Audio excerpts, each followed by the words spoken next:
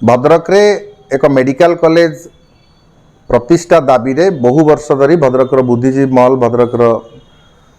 छात्र समुदाय, भद्रकर व्यवसायी संघ, भद्रकर साधारण जनता बहु वर्ष धरी एक मेडिकल कॉलेज पाई आंदोलनरत एवं एथिपाई जहाँ गणतांत्रिक उपाय आंदोलन करने कथा एवं सरकार को ऊपर चाप पकेवा कथा एठिकार आदिवासी माने समग्र भद्रक जिलार विभिन्न प्रांत रे ब्लॉक हेडक्वार्टर हो, पंचायत रे हो, सबुआड़े आंदोलन एवं सरकार को ऊपर जेते मध्य चाप पकेले सुधा आज पर्यंत सरकार भद्रकर ए मेडिकल कॉलेज प्रसंग उपर मुह खोलु नांती। एही परिप्रेक्षी रे आमे आउ एक गुरुत्वपूर्ण घटना आपनक नोटिस को आनिया पई चाहूचु जे भद्रक जिल्ला रे थैलेसेमिया रोगर संख्या बहुत बढ़ी गलानी। रोगी मानकर संख्या 500 रु अधिक हेलानी एवं भद्रक मुख्य चिकित्सालय ठारे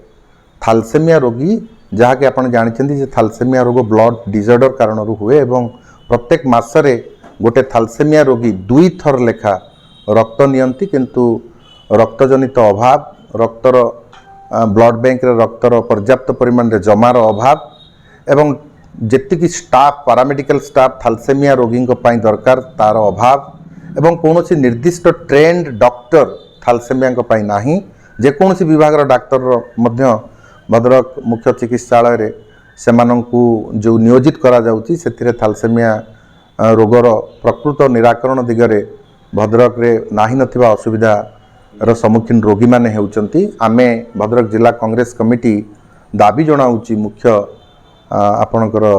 जे चीफ डिस्ट्रिक्ट मेडिकल अफसर अछंती एवं जिलापाल पाखे प्रेस मीट माध्यम रे दाबी जणाउछु जे तुरंत थैलेसेमिया रे एक स्वतंत्र वार्ड गठन करा जाऊ एवं ब्लड बैंक निश्चित भाव रे रेगुलर कलेक्शन ऑफ ब्लड रहू एवं एनजीओ होंतु किंबा जेते प्रकार संस्था सरकार को सहायता करछन्ती ब्लड कलेक्शन बा ब्लड कैंप माध्यम रे ता उपरे एक निर्दिष्ट कमिटी नियंत्रण रखू। प्राय अधिकांश थैलेसेमिया रोगींकर बहु प्रकार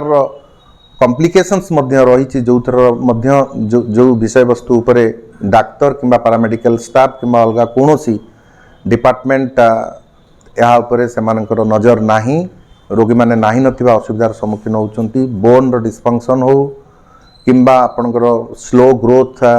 रिलेटेड जेते कॉम्प्लिकेशंस हो किंबा थैलेसेमिया रोगी मानकर इन्फेक्शन हो ए गुरुत्वपूर्ण विषय गुड़िक उपरे ना भद्रक मुख्य चिकित्सालय रे आपनकर उपयुक्त डाक्तर अछंती ना पैरामेडिकल स्टाफ अछंती केही नांती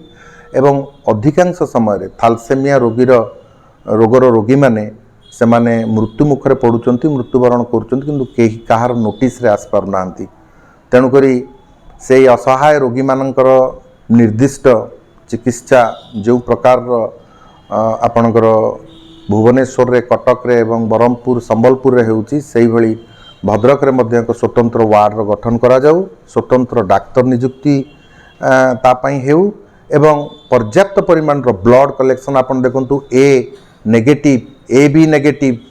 ए रक्त गुड़िक विरल एवं यही ब्लड ग्रुप थिबा थैलेसेमिया रोगी मानकर असुविधा आपण न देखिले बुझी पारिबेनी। तेणु करी तुरंत भद्रक जे अछंती चीफ डिस्ट्रिक्ट मेडिकल अफसर एवं जिलापाल या ऊपर पदक्षेप ग्रहण करंतु एवं शेष गुरुत्वपूर्ण कथाटी हला आपण माने जानिथिबे जे नूतन भाव रे निर्माण करा जायतिबा मेडिकल जो गेलपुर स्थित मेडिकल रे केन्द्रापड़ा, जाजपुर, केउंझर और बालेश्वर रु विभिन्न रोगी प्राय आमे जहाँ आम पाखे परिसंख्यान अच्छी प्राय 100 रु 30 भाग रोगी यही जिला मानक आसुथिबा हेतु भद्रक जिलार आपणकर रोगी सेठी एडमिशन करिवा पई सुविधा सुजोग पाउनांती। तेणु करी रोगी थरे एडमिशन नहीं सारला परे जिला उपरे डिस्क्रिमिनेट करी हबनी, तांको बाहर भी करा जाई परिबनी। तेणु करी जिलापाल या उपरे एक तुरंत या पर नोटिस नियंतु एवं गोटे एडमिनिस्ट्रेटिव रिकमेंडेशन दियंतु जे जेमिति 4टी जिलार प्रांतीय एई 4टी जिलार प्रांतीय अंचल लोक माने प्राय सबु भद्रक मुख्य चिकित्सालय एवं जो नूतन भाव में निर्माण करा जायतिबा चिकित्सालय को आसी एडमिशन नौचंती एवं भद्रक जिलार लोक माने बहुत असुविधार सम्मुखीन होउचंती। एठी मेडिकल कॉलेज करबा दिगरे एडमिनिस्ट्रेटिव रिकमेंडेशन एवं विभिन्न प्रकार ओपिनियन संग्रह करी राज्य सरकार को ऊपर चाप प्रयोग करंतु एवं ଯାହାଫଳରେ କି ମେଡ଼ିକାଲ କଲେଜ ସ୍ଥାପନା ଦିଗରେ